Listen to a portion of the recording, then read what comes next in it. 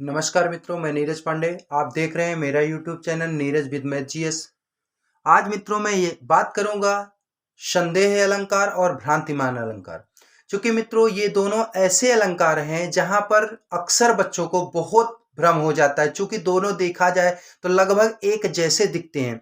आज मैं मित्रों इसको इस तरीके से आपके सामने डिस्क्राइब करूंगा, मेंशन करूंगा कि आपको इन दोनों को अलग अलग हो जाए। जैसे नीर क्षीर अलग हो जाता है, जल और पानी अलग कर देता है हंस, उसी प्रकार से मैं आज संदेह अलंकार और भ्रांतिमान अलंकार में जो आपको भ्रम पैदा हो रहा है उन दोनों को एकदम अलग कर दूंगा मित्रों।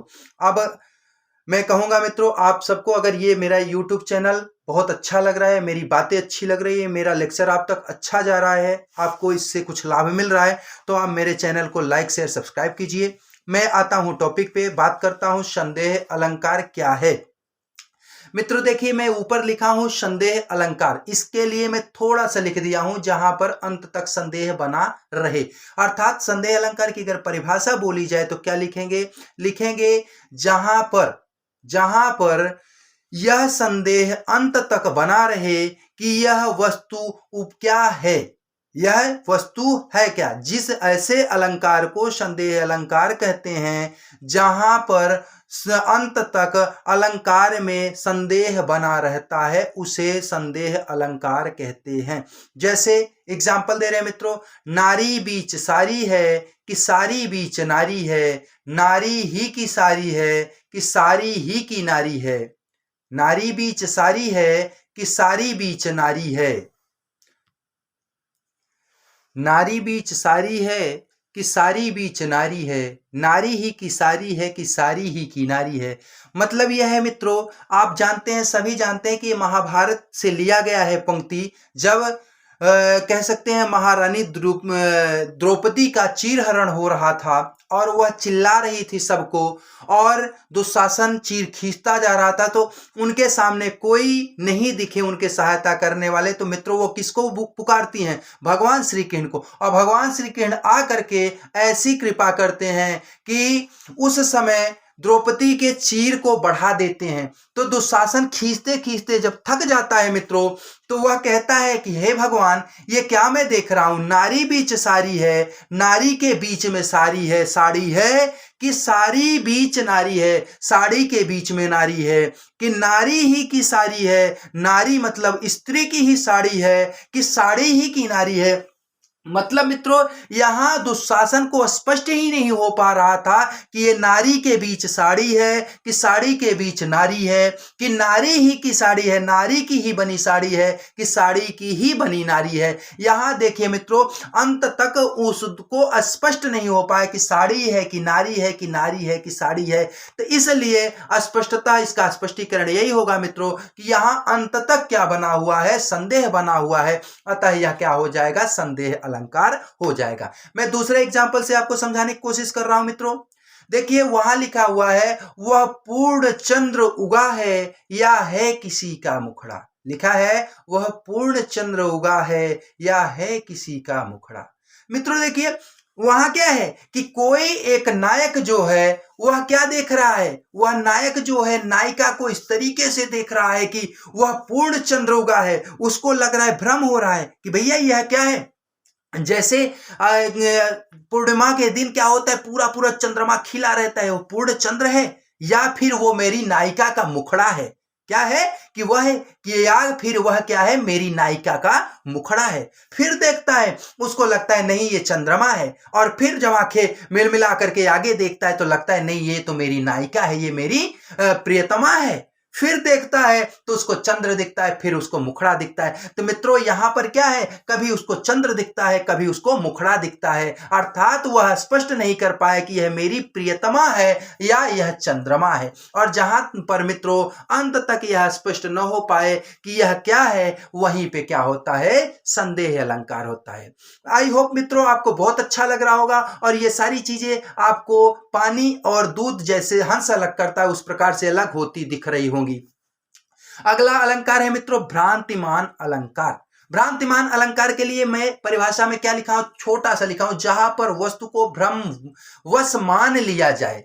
भ्रम बस क्या कर लिया जाए? मान लिया जाए। एक वस्तु को दूसरा वस्तु मान लिया जाए वह क्या हो जाता है, भ्रांतिमान अलंकार। या इसको दूसरे शब्दों में कह सकते हैं कि जब उपमेय को भ्रमवश उपमान समझ लिया जाता है वहां क्या होता है, भ्रांतिमान होता है। मतलब एक चीज को दूसरा चीज समझ लिया जाए, एक वस्तु को दूसरी वस्तु समझ लिया जाए, वहां क्या होता है, भ्रांतिमान होता है मित्रों। देखिए इसके लिए उदाहरण क्या है, लिखा है बिल विचार प्रविशन लगे ब्याल सुंड में, बिल विचार प्रविशन लगे ब्याल सुंड में, ताहूकारी ईख लखी लियो उठाए उत्ताल।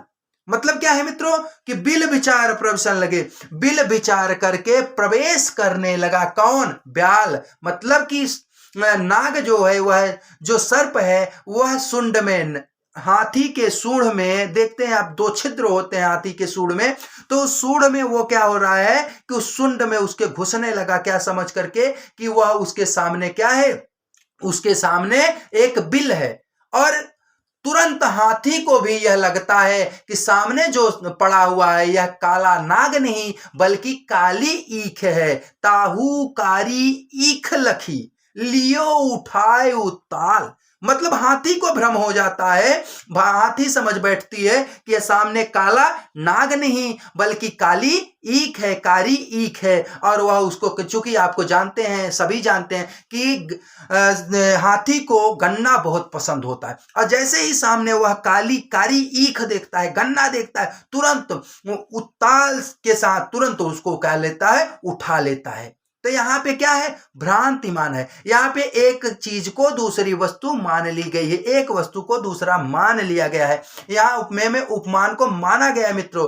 तो देखें अगर आप कहें तो यहाँ क्या हो रहा है कि जैसे देखिए सर्प क्या हो रहा है, सर्प उसके सूंड के छिद्रों को क्या मान रहा है, बिल मान रहा है। और यहां देख रहे हैं हाथी जो है काले नाग को क्या मान रही है, वह काले नाग को मान रही है काला ईख। इसलिए यहां क्या होगा, भ्रांतिमान अलंकार होगा मित्रों। आगे एक एग्जाम्पल मैं और दिया हूं आपके लिए कि जिससे आपको और स्पष्ट हो जाए।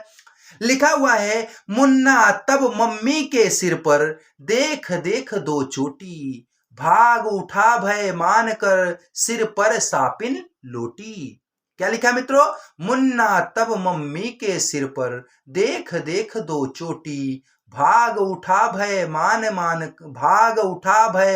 कर सिर पर सापिन लोटी। अब देखो मित्रों यहां क्या है कि मुन्ना, मुन्ना मतलब छोटा बच्चा जो है वह अपने मम्मी के सिर पर देख देख 2 चोटी। देखे होंगे आप लोग कि क्या होते हैं कि कुछ महिलाएं अपने सर पे 2-2 चोटियां बनाती हैं। क्या करती हैं, अपने माँ के सर पे क्या करती हैं, 2-2 चोटियां, बालों को एक तरफ नहीं अलग अलग गुथ देती हैं। जब गुथ देती हैं मित्रों तो 2 चोटी बन जाती है, जैसे जिसको कहते हैं 2 चोटी वाला बाल। तो यहाँ मुन्ना जो उसका छोटा बच्चा है वह मम्मी के सिर पर देख देख जो 2 चोटी, 2-2 चोटियों को देख देख करके उसको भ्रम उत्पन्न हो जाता है मित्रों। उसको क्या हो जाता है, भ्रम उत्पन्न हो जाता है। और मुन्ना क्या होता है, भाग उठा भय मान कर, भाग उठा भय मान कर सिर पर सापिन लोटी। और मुन्ना वह बच्चा क्या होता है, भाग उठता है। और यह समझ करके क्यों भागता है मित्रों कि मां के सर पे क्या है, 2-2 सापिन लोटी है। मतलब 2-2 सापिनें मां के सर पे चढ़ी हुई हैं, इसलिए मुन्ना क्या हो जाता है, भाग जाता है। यहां देखें मित्रों तो इनका संदेह नहीं है, इस संदेह को ये क्या मान लेते हैं कि यह संदेह इनका स्पष्ट हो जाता है। यह उन चोटियों को क्या समझ बैठते हैं, सापिन अर्थात सर्पिनी समझ बैठते हैं। तो देखिए जहां मित्रों यह समझ लिया जाए, अंत तक यह निर्णय निकाल लिया जाए कि यह वस्तु अमुक वस्तु यह वस्तु है, तो वहां क्या होगा, भ्रांतिमान अलंकार होगा।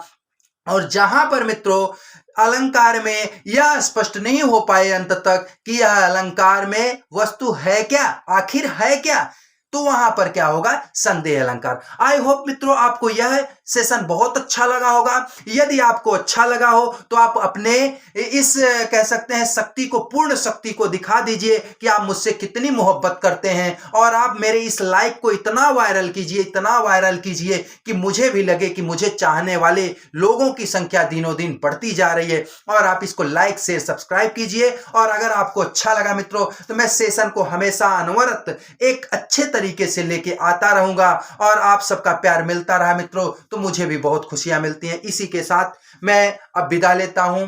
मैं नीरज पांडे आप सभी को बहुत बहुत धन्यवाद ज्ञापित करता हूं मित्रों। आप सबका बहुत बहुत धन्यवाद। आप सबको good night, bye bye, take care मित्रों।